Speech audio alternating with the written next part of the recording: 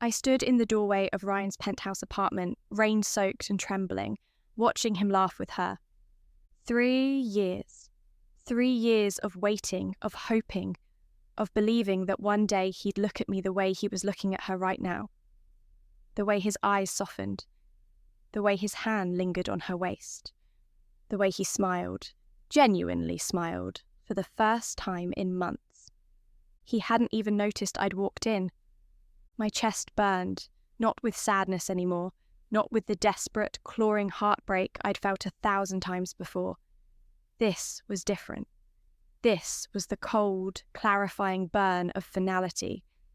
The apartment smelled of expensive wine and her perfume. Something French, probably. Something I could never afford on my salary. The floor-to-ceiling windows overlooked the city, rain streaking down the glass like tears I refused to cry anymore. How many nights had I stood at those windows, waiting for him to come home from another late meeting, another business dinner, another event I wasn't important enough to attend. Too many. I was done. Emily, Ryan's voice cut through the haze. He'd finally seen me. His hand dropped from her waist, but not quickly enough. Never quickly enough. What are you doing here? What was I doing here? I'd come to bring him dinner. Again. Like the dutiful girlfriend I'd been for 3 endless years. The girlfriend who rearranged her schedule around his whims. The girlfriend who smiled through family gatherings where his mother pretended I didn't exist. The girlfriend who believed, foolishly, that love could change someone who'd never wanted to change. The takeout bag in my hand suddenly felt absurdly heavy. Thai food from his favourite restaurant, extra spring rolls, no peanuts, just the way he liked it. I'd spent 45 minutes in traffic to get here. I'd left work early. I'd texted him 3 times to let him know I was coming. He'd never responded. Now I knew why. I came to see you, I said quietly. My voice didn't shake. I was proud of that. But I can see you're busy. The woman beside him, a striking brunette in a dress that cost more than my monthly rent, looked between us with barely concealed amusement. She knew. Of course she knew. Women like her always did. She had that polished, confident air of someone who'd never doubted her place in the world, never questioned whether she was pretty enough, successful enough, worthy enough. Everything I'd tried to be for Ryan, everything I'd failed at. Emily, this is Victoria, Ryan said, running a hand through his hair. That nervous gesture I'd once found endearing now made my stomach turn. We're working on the Henderson merger together. At 10 o'clock at night, in his apartment, with wine glasses on the table and her shoes kicked off by the couch, with candlelight flickering and soft jazz playing in the background. The same jazz he told me he found boring when I'd suggested it for date night. I'm sure you are, I said. Something in my tone made him pause. Maybe it was the absence of the usual pleading. The lack of tears I'd cried so many times before. The missing desperation that had coloured every argument we'd ever had. I'd cried myself empty months ago. There was nothing left. Don't start, Ryan warned, his jaw tightening. That muscle that always twitched when he was annoyed. I'd learned to read it over 3 years, learned to tiptoe around his moods, learned to make myself smaller so his anger wouldn't explode. Don't make this into something it's not. Victoria shifted uncomfortably, finally sensing the tension. Her perfectly manicured hand reached for her wine glass. I should probably... No, stay, I interrupted, my eyes never leaving Ryan's face. I won't be long. I pulled the key to his apartment from my pocket. The key he'd given me on our first anniversary, promising it meant something. Promising I meant something. The metal was warm from being pressed against my thigh. I'd carried it every day for 2 years, a symbol of belonging, of being chosen. What a lie that had been. I set it gently on the entry table beside a vase of roses, roses I hadn't sent, hadn't received, but that filled the air with their cloying sweetness. Red roses, my favourite, He'd never bought me red roses. He'd said they were cliché. Apparently, Victoria disagreed. "I'm done, Ryan." He laughed. Actually, laughed. The sound was sharp and dismissive, the laugh of someone who knew the punchline before the joke was told. "You're being dramatic. Again." Again. As if my emotions were a recurring inconvenience. As if my pain was a performance I staged for attention. As if 3 years of loving him with everything I had was just theatrics. "I'm being clear," I said. "For the first time in 3 years, I'm finally being clear." The smile faded from his face. He took a step forward, and I saw the exact moment he realized this wasn't like the other fights. This wasn't going to end with me apologizing, with me backing down, with me accepting whatever explanation he gave. "Emily, you're overreacting. Victoria and I are just—" "I don't care," I said simply. The words felt powerful in my mouth, liberating. "I don't care what you and Victoria are doing. I don't care about your excuses. I don't care about your promises anymore. I'm leaving." "You don't mean that." He took another step toward me, using that patronizing tone I'd heard 100 times before. The tone that said I was being emotional, irrational, too sensitive. The tone that made me doubt my own reality. "You're upset. Let's talk about this tomorrow when you've calmed down." When I'd calmed down. When I'd had time to talk myself into accepting this. When I'd convinced myself that I was overreacting, that I'd misread the situation, that I should be grateful he wanted me at all. I've never been calmer. I was surprised to find it was true. My hands had stopped shaking. My heart had stopped racing. There was only a vast, peaceful emptiness where my love for him used to be. "Goodbye, Ryan." I turned to leave. The takeout bag was still in my hand. I set it on the table next to the key. Let him eat it. Let Victoria eat it. Let it rot. I didn't care. "Emily, wait." "Don't," I said without looking back. "Don't call me. Don't text me. Don't show up at my apartment. We're done. You'll be back." His voice followed me into the hallway, sharp with certainty, cruel with confidence. "You always come back?" I paused at the elevator, my finger hovering over the button. He was right. I'd always come back before. After every argument, every disappointment, every time he'd chosen his work, his friends, his mother's approval over me, I'd always come back. After he'd forgotten my birthday and blamed his busy schedule.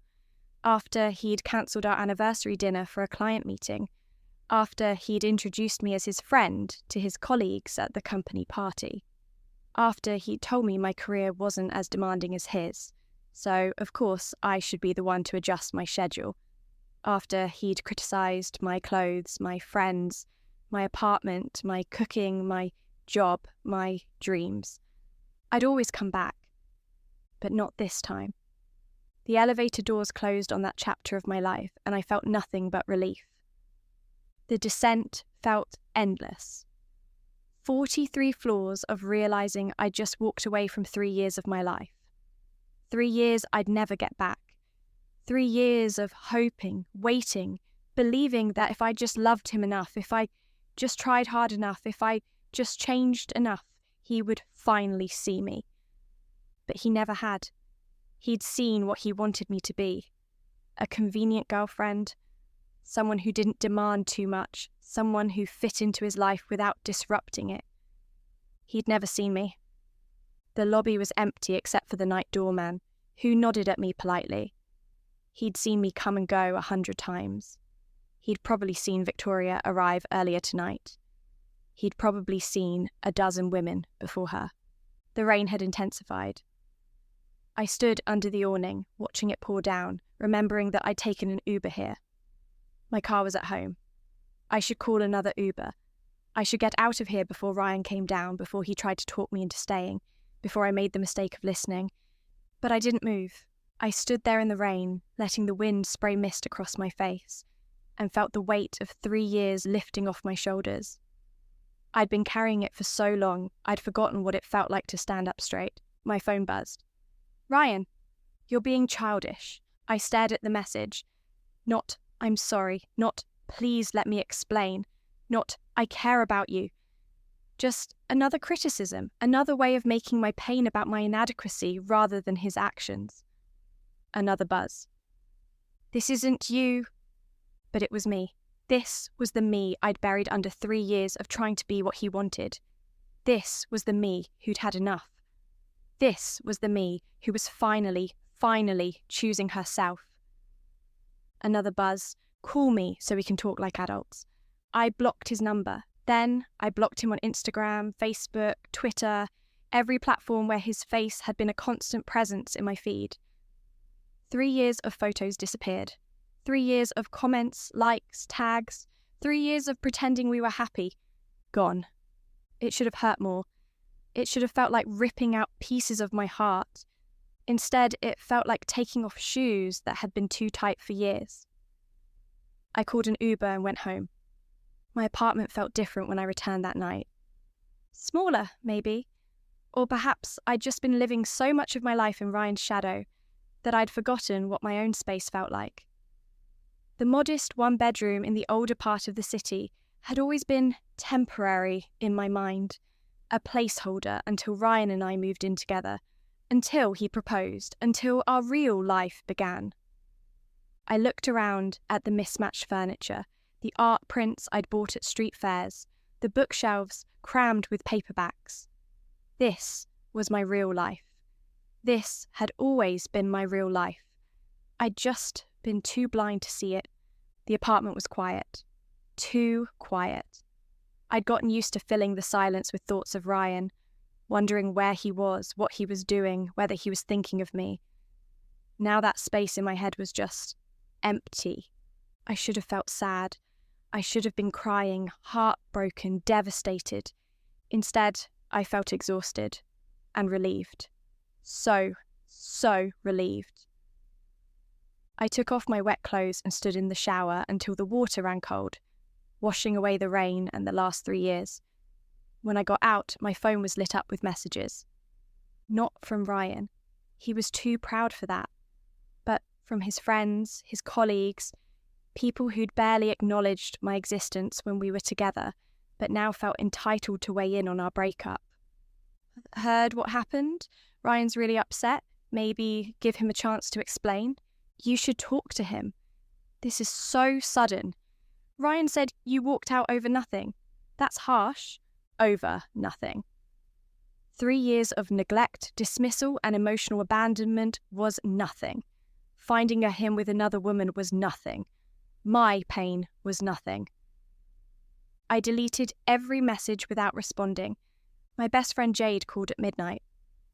"Tell me you didn't go back to him," she said before I could even say hello. "I left him," I said, surprised by how steady my voice sounded. "For good this time." Silence. Then a sharp intake of breath. Then, "Thank God. I've been waiting 3 years to hear you say that." "Why didn't you tell me?" "I tried," she said gently. "We all tried. Remember when I asked if you were happy? Remember when I pointed out that he never made you a priority? Remember when I said you deserved better?" I did remember. I remembered getting defensive, making excuses, explaining away every red flag as if my love could repaint them green. "You loved him," Jade continued, "and when you love someone, you don't want to hear that they're not worth it, that they're never going to be worth it." I sat down on my couch, suddenly exhausted. The adrenaline that had carried me through the evening was fading, leaving behind a bone-deep weariness. "I wasted 3 years," I said. "No," Jade said firmly. "You learned something. That's not a waste. That's survival. That's growth. That's you figuring out what you won't tolerate anymore." I thought if I loved him enough, if I was patient enough, if I changed enough. "You can't love someone into treating you better," Jade interrupted. "You can't patient your way into respect. And you should never have to change who you are to be worthy of love. After we hung up, I sat in the darkness of my apartment, thinking about what she'd said. What had I learned? That I'd tolerated the intolerable? That I'd accepted crumbs and called it love? That I'd made myself smaller and smaller, hoping that would finally make me enough for him? Yes, all of that. But I'd also learned that I was strong enough to leave. That I had a voice I'd been silencing. That I deserved more than I'd been settling for. My laptop sat on the coffee table, the screen dark and silent. I opened it, not sure what I was looking for, but my fingers found the search bar, and before I knew what I was doing, I typed, "How to legally change your name." The results loaded. I scrolled through articles about marriage, divorce, witness protection. Then I found what I was looking for: personal name change. You could do it. Just file the paperwork, pay the fee, publish a notice in a newspaper. You could become someone else, not someone completely different, just someone who wasn't defined by the last 3 years, someone who didn't carry the weight of being Ryan Blackwood's almost girlfriend, the woman who was never quite enough. Someone new. I clicked on the government website and started reading. The process was surprisingly simple. Fill out forms, provide identification, state your reason, though that was optional. Pay a fee, wait for approval. I could stop being Emily Richardson. I could become someone without that history, without those scars, without the weight of all that wasted love. The idea should have seemed crazy, extreme, an overreaction, like Ryan would undoubtedly call it if he knew. But it didn't feel crazy. It felt right. It felt like freedom.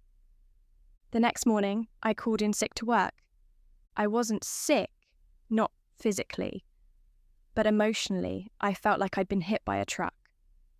3 years of relationship inertia doesn't disappear overnight. It leaves behind a crater where your future used to be. I spent the day in bed, not crying. I was surprised to find I had no tears left, but thinking, processing, trying to figure out who Emily Richardson was without Ryan Blackwood. The answer was unsettling. I didn't know. I'd been 23 when we met, fresh out of college, new to the city, working my first real job. He'd been 28, confident and established, and he'd made me feel special, chosen.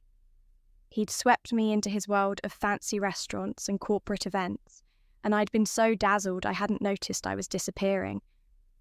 Who had I been before him? I tried to remember. I'd liked art museums and live music. I'd gone hiking with friends on weekends. I'd taken a pottery class. I'd been saving money to travel to Japan. When had I stopped doing those things? Gradually, imperceptibly. Ryan didn't like museums. Too boring. He worked weekends, so hiking was out.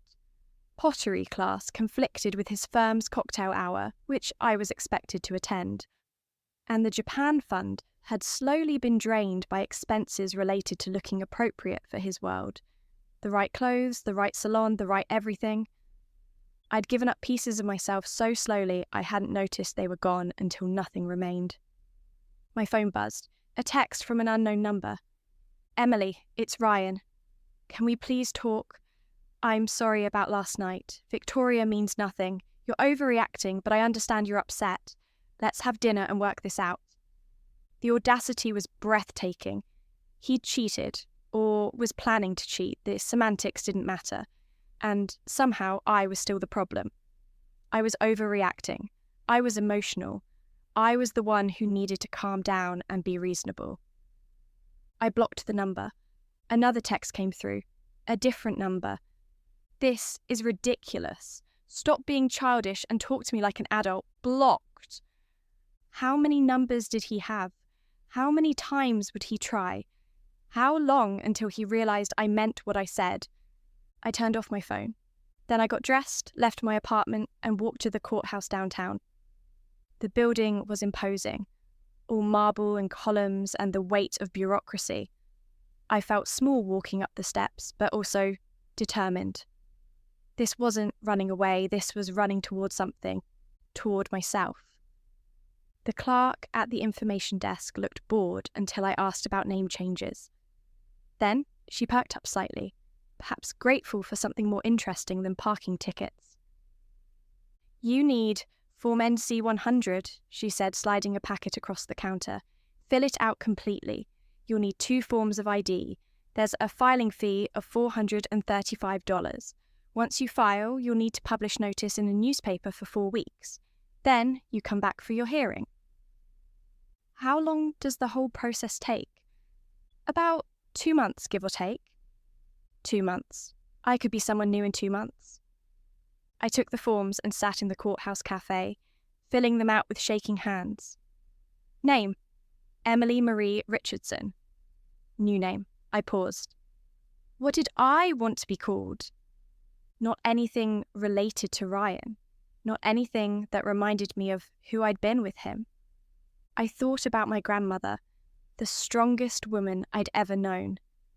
She'd left an abusive husband in the 1960s when divorce was still scandalous. She'd raised 3 kids alone. She'd built a career as a nurse, put all her children through college, and never once complained about how hard it was. Her maiden name was Morgan, and I'd always loved lilies. They meant rebirth, new beginnings, rising from the mud, Lily Morgan. I wrote it on the form and felt something shift in my chest. Something breaking free. I filed the paperwork that afternoon. The clerk stamped it, gave me a receipt, and told me my hearing date would be in 8 weeks. 8 weeks until I could legally become someone else. I walked out of the courthouse feeling lighter than I had in years. Over the next 6 weeks, I systematically dismantled my old life. First, I gave notice at my job. My boss was shocked. "You're one of our best performers," he said. "Is this about salary? We can negotiate." It wasn't about salary. It was about the fact that Ryan's recommendation had gotten me hired. It was about how everyone in the office knew me as his girlfriend before they knew me as Emily. It was about the pitying looks I'd get when he'd cancel plans last minute, the knowing smiles when he'd forget to mention me at company events. I couldn't be Emily Richardson there anymore. And since I was becoming Lily Morgan anyway, it seemed like the right time for a clean break. "It's time for a change," I said, "but thank you for the opportunity." I gave 2 weeks' notice and spent them wrapping up projects, training my replacement, and politely declining all the questions about why I was really leaving.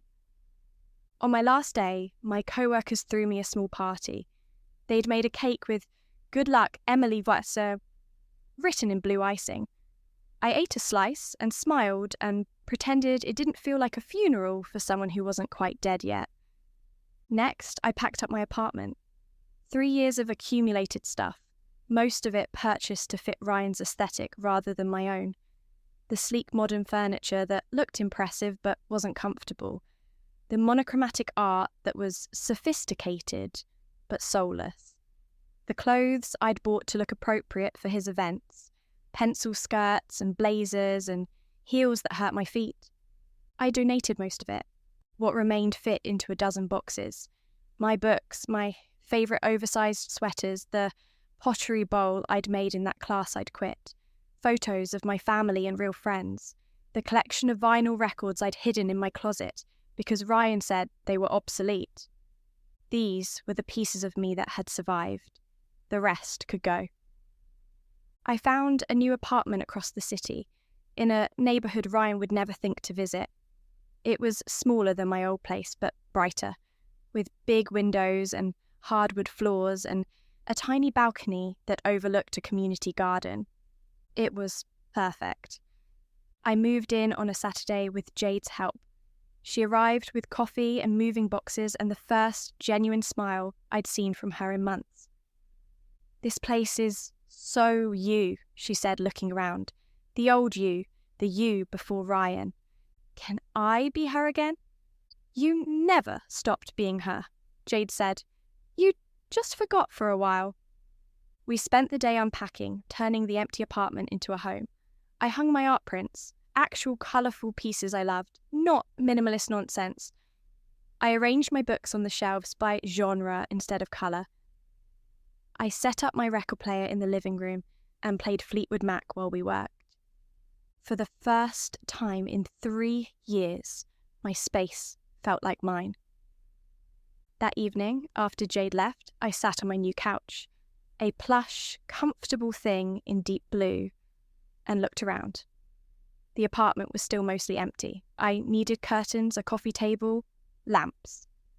But it was mine. Every piece of furniture, every decoration, every choice had been made by me, for me.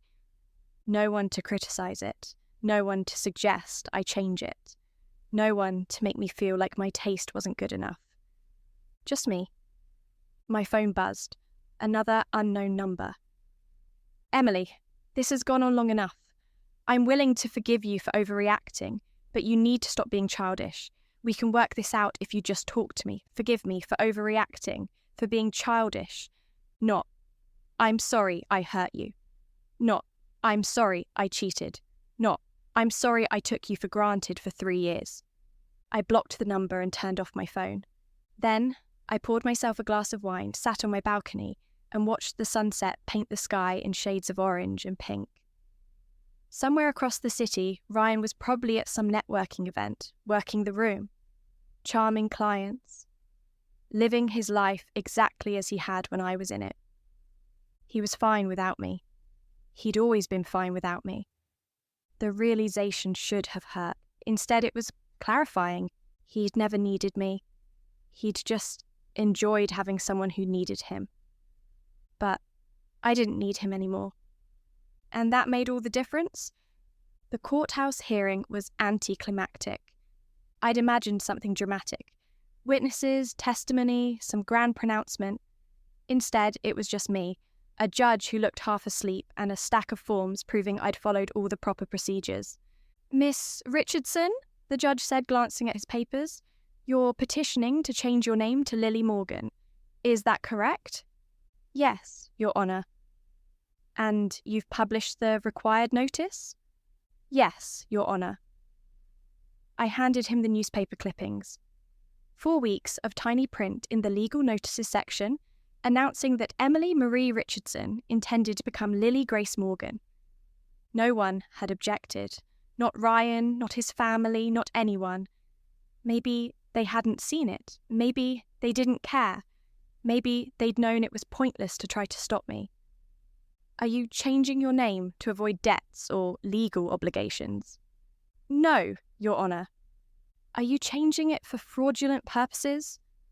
No, Your Honour. Very well. He signed the form with a flourish that suggested he had done this 1,000 times before. Your petition is granted. Congratulations, Miss Morgan. Just like that, I was someone else. I walked out of the courthouse holding the official court order, my heart racing. Emily Richardson had ceased to exist. In her place was Lily Morgan, a woman with no history, no baggage, no 3 years of mistakes weighing her down. It felt like being born. Over the next few weeks, I changed everything. New driver's license, new social security card, new passport, new bank accounts, new email address, new phone number. I dyed my hair from brown to auburn, a shade that caught the light and made me look like a stranger in the mirror. I bought new clothes in colours I actually liked, jewel tones and patterns instead of the neutral minimalism Ryan had preferred. I got my ears pierced a second time because I'd always wanted to, but Ryan had said it looked unprofessional. I was reinventing myself, and it was terrifying and exhilarating in equal measure. Jade threw me a welcome to your new life party at my apartment. It was small, just her and a few other close friends who'd stuck by me through the Ryan years. We drank champagne and ate too much pizza and laughed until my stomach hurt. To Lily Morgan, Jade said, raising her glass, may she never settle for less than she deserves again. To Lily Morgan, everyone echoed. I felt tears prick my eyes, but they were happy tears. Grateful tears. These people had watched me disappear into Ryan's orbit and had welcomed me back without judgment when I finally broke free. Thank you, I said, for not giving up on me. We never would, Jade said firmly. even when you gave up on yourself. That night, after everyone left, I sat alone in my apartment and Googled my old name. Emily Richardson. Thousands of results, none of them me. I'd scrubbed my social media, deactivated my old accounts, removed myself from every online directory I could find. Then, I Googled my new name. Lily Morgan. Still thousands of results, still none of them me. But this time, it felt different. This time, it felt like possibility instead of erasure. I was starting over completely. New name, new neighbourhood, new job. I'd been interviewing and had 2 promising leads. New life. The old Emily would have been terrified, but Lily was ready. I started my new job on a Monday morning in October. The company was smaller than my previous employer, but more innovative. They specialised in sustainable marketing, helping eco-friendly brands tell their stories. It was the kind of work I'd always wanted to do, but had dismissed as impractical when I was with Ryan. You need to think about prestige, he'd said when I'd mentioned my interest. Small companies won't advance your career. But he'd meant his career, his network, his world. This was my world now. My new boss, Patricia, was a 50-year-old woman with grey hair she didn't dye and laugh lines around her eyes. She'd built the company from nothing, and it showed in the way she moved through the office. Confident, purposeful, present. "Welcome, Lily," she said on my first day. "We're so glad to have you." Lily, not Emily. No one here knew Emily Richardson. No one knew about Ryan or the 3 years I'd wasted or the woman I'd been before. They only knew Lily Morgan, and she was whoever I wanted her to be. My co-worker Daniel introduced himself within the first hour. He was around my age with kind eyes and an easy smile that didn't feel calculated. "Want to grab lunch?" he asked. "There's a great taco place around the corner. I can fill you in on office politics, which is mostly just which coffee maker is broken and who keeps stealing yogurt from the fridge." I laughed, surprised by how natural it felt. I'd like that. Lunch with Daniel was easy, comfortable. He told me about his rescue dog, his trivia team, his goal to visit every national park. He asked about me with genuine curiosity, not the performative interest I'd gotten used to. "What made you want to work here?" he asked. I thought about how to answer. The truth was complicated, that I was rebuilding my entire life, that I'd changed my name and moved across the city to escape a relationship that had nearly erased me. But that was too much for a first day lunch. "I wanted to do work that mattered," I said instead. "I spent too long at jobs that didn't align with my values." It was true, even if it wasn't the whole truth. "I get that," Daniel said. "I was in corporate finance before this, made good money, hated every minute. Best decision I ever made was leaving. Do you ever regret it?" "Not once," he smiled. "Some things are worth more than money, like actually enjoying your life." I thought about that as I walked back to the office. Ryan had always been chasing the next promotion, the next deal, the next achievement. There was never enough money, never enough success, never enough validation. But what was it all for if you were miserable? The work itself was challenging in the best way. I was creating campaigns for companies I actually believed in, using my skills to promote sustainability and ethical business practices. My ideas were heard. My contributions mattered. And no one, not once, asked me about my relationship status or made assumptions about my availability based on having a boyfriend. I was just Lily. And Lily was damn good at her job. Within 3 months, I'd landed a major client, a sustainable fashion brand looking to expand their reach. Patricia was thrilled. "This is exactly the kind of account we've been trying to attract," she said. "Lily, you're exceeding every expectation. Have you thought about what you want long term? Because I see leadership potential in you." Leadership. No one had ever said that to me before. At my old job, I'd been competent, reliable, but never more than that. Ryan's girlfriend who did decent work. Here, I was Lily Morgan, and Lily Morgan was building something real. Daniel asked me to dinner on a Friday evening in January. We'd been working together for 4 months by then, and I'd started to notice things. The way he laughed at my jokes. The way he always saved me a seat in meetings. The way he'd stay late to help me with projects, even when he didn't have to. "There's this new Italian place downtown," he said, leaning against my office door. "I heard the pasta is incredible. Want to check it out? Tomorrow night?" My first instinct was to say no, to make an excuse, to protect myself from the possibility of disappointment.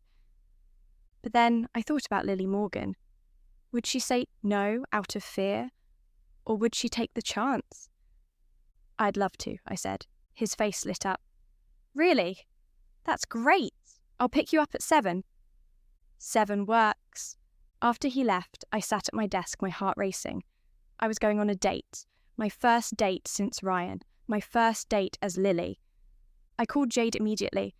"Oh my God, finally," she said when I told her. "I've been waiting for you to say yes to him. He's been into you since day 1. "How do you know?" "Because you've told me approximately 1,000,000 things about him in the last 4 months, and half of them are about how he looks at you." Had I? I thought back to all our lunch conversations, our coffee breaks, our late nights working on campaigns together. Daniel had been kind, attentive, present in a way Ryan never had been. "What if I'm not ready?" I asked. "Are you interested in him?" I thought about his smile, his laugh, the way he listened when I talked. "Yes." "Then you're ready." Saturday evening, I stood in front of my closet, trying to figure out what to wear. Everything felt wrong, too formal, too casual, too much like someone I wasn't anymore. Finally, I chose an emerald green dress I'd bought on a whim last month. It had never been Ryan's style, but it was mine. Daniel picked me up at 7 exactly. He wore a button-down shirt and dark jeans, and he smiled when he saw me. "You look beautiful," he said. "Thank you." I felt my cheeks warm. "You clean up pretty well yourself." Dinner was easy, natural. We talked about everything, our families, our dreams, our fears. He told me about his childhood in Oregon, about hiking with his dad and learning to fish. I told him about my grandmother, about how strong she'd been, how she'd inspired me. "Is she still alive?" he asked. "She passed when I was 20, I said, "but I think about her all the time, especially lately." "Why lately?" I hesitated. This was dangerous territory. But something about the way Daniel looked at me with genuine interest, no judgment, made me want to be honest. "I made some big changes recently," I said carefully. "Left a situation that wasn't good for me.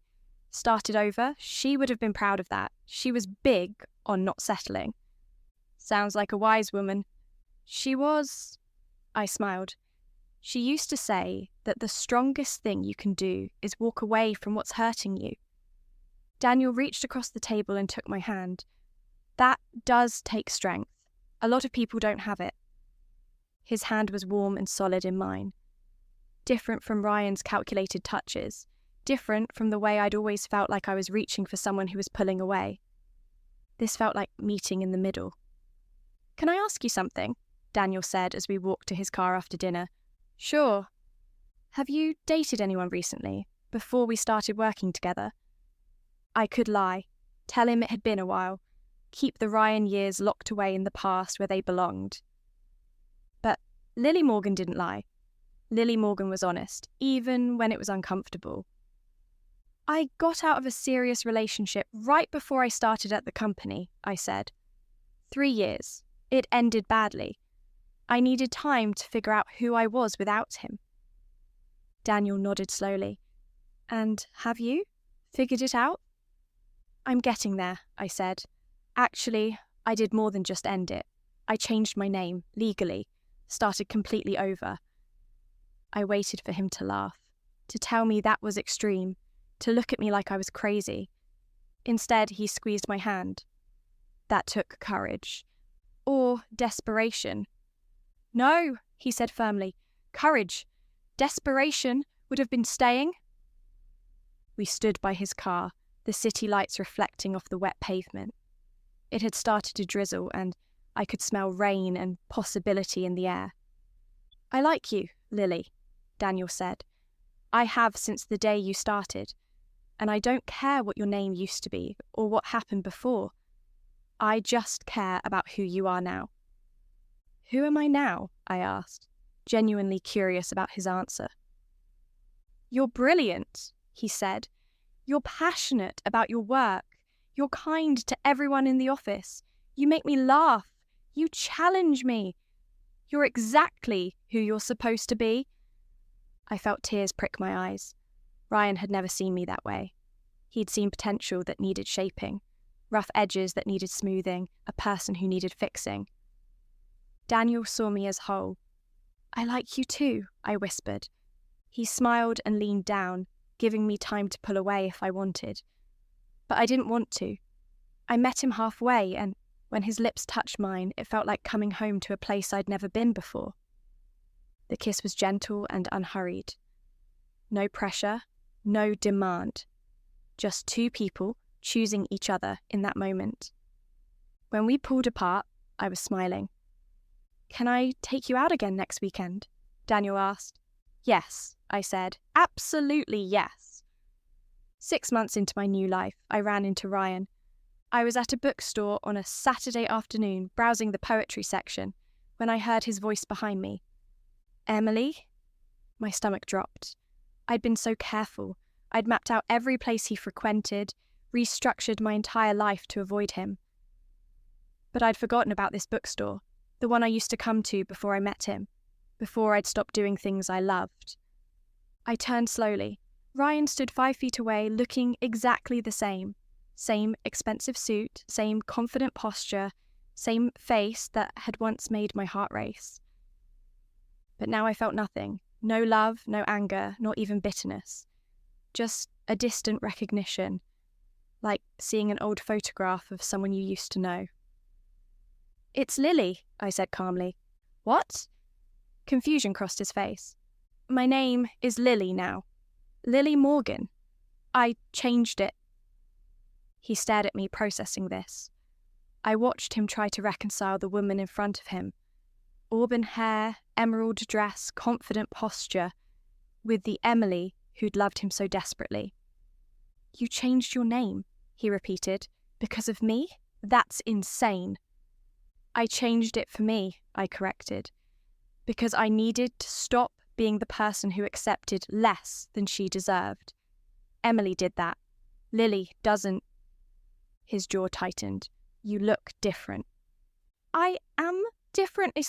This is ridiculous. You can't just... He ran his hand through his hair, that old nervous gesture. We need to talk. Really talk. I've missed you. No, you haven't, I said. You've missed having someone who was convenient, someone who didn't challenge you, someone who made you feel wanted without you having to do any work. That's not fair. It's completely fair. You never saw me, Ryan. You never knew me. You just liked having a girlfriend who fit into your life without disrupting it. I loved you, he said, and for the first time he sounded uncertain. No, I said gently. You loved the idea of me, the version of me that I pretended to be. But that person wasn't real, and I'm not her anymore. He reached for my arm, but I stepped back. Don't, please, Emily, Lily, whoever you are now, can't we just... No, I said firmly. There's no we anymore. There never really was. Goodbye, Ryan. I walked past him, my head held high, and I didn't look back. Outside the bookstore, I stood in the sunshine, breathing deeply. My hands were shaking, but not from sadness or regret. From relief. I'd faced him and felt nothing. The man who'd occupied so much space in my heart, who'd consumed so many of my thoughts, who'd defined so much of my identity, he was just a man. flawed and ordinary and completely irrelevant to my life now. I pulled out my phone and called Daniel. "Hey," he said, his voice warm. "What's up?" "I just ran into my ex," I said, "and I'm okay. Actually, I'm better than okay. Do you want me to come meet you?" "No," I said, smiling. "I'm good. I just wanted to hear your voice." "Lily Morgan," he said softly. "You are the strongest person I know." I looked up at the sky, feeling the sun on my face, and I believed him. Epilogue. 1 year after I left Ryan, I stood in front of my bathroom mirror, getting ready for a date with Daniel. We'd been together for 8 months. 8 months of someone choosing me every single day. 8 months of feeling seen, heard, valued. 8 months of learning what love actually looked like when it was healthy. My phone buzzed. A text from Daniel. "Can't wait to see you. I have a surprise." I smiled. With Daniel, surprises were actually good things. Not excuses or disappointments, but thoughtful gestures that showed he paid attention. At dinner, he held my hand across the table and looked nervous. "What's wrong?" I asked. "Nothing's wrong. Everything's right. That's kind of the problem. Or not a problem, but..." He took a deep breath. "I love you, Lily. I'm in love with you, have been for months. And I know it hasn't been that long, and I don't want to rush you, but I needed you to know." My heart swelled. This was what love was supposed to feel like. Not desperate or painful or consuming, but steady, safe, real. "I love you too," I said. He kissed me across the table, and I tasted salt air and happiness and the future I'd chosen for myself. Later, walking along the waterfront, I thought about Emily Richardson, the girl who'd loved someone who never cared, the girl who'd made herself small, the girl who'd believed she wasn't enough. She'd been wrong. She'd always been enough. She just needed to learn it for herself. And Lily Morgan? Lily Morgan knew her worth. She knew what she deserved. She knew that the only person who needed to love her unconditionally was herself. Everything else was just extra. "What are you thinking about?" Daniel asked. "How happy I am," I said honestly. "How grateful I am that I left. How different my life could have been if I'd stayed." "But you didn't stay," he said. "You chose yourself. That's brave." I leaned into him, feeling his warmth, his solidity, his presence. "It was the best decision I ever made," I said, and I meant it with every fibre of my being.